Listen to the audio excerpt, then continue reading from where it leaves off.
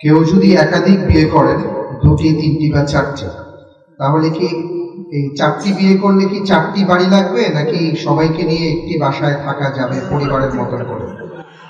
ভাই, একাধিক বিয়ে যদি করেন তাহলে স্ত্রীর ভরণ পোষণ এবং তার আবাসনের ব্যবস্থা করতে হবে। প্রত্যেক স্ত্রীকে আলাদা আবাসন দিতে হবে। তার অবস্থা অনুযায়ী, আপনার সামর্থ্য অনুযায়ী তাকে পৃথক আবাসন দিতে হবে।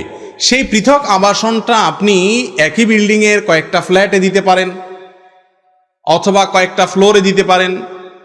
একই বাসার মধ্যে, একই ঘরের মধ্যে রাখলে তো গৃহযুদ্ধ বাঁধবে। অতএব ওইটার তো প্রশ্নই ওঠে না। অবশ্যই আলাদা আলাদা রাখার ব্যবস্থা করবেন, কিন্তু তাই বলে আলাদা আলাদা বাড়ি বা বিল্ডিং করে ফেলতে হবে না। সামর্থ্য অনুযায়ী অবশ্যই করতে হবে। তবে একাধিক বিয়ে করার ক্ষেত্রে একাধিক বিয়ে করে ইনসাফ আপনি প্রতিষ্ঠা করতে পারবেন কিনা, সেটা হলো প্রথম গুরুত্বপূর্ণ বিষয়। এই যুগে বেশিরভাগ মানুষ দেখা যায় যারা একাধিক বিয়ে করে, রিকশাওয়ালা, টোকায়, রংবাজ, বিয়ে 3টা 4টা করে বউ কোনটা আছে কোথায় খবরও নেই।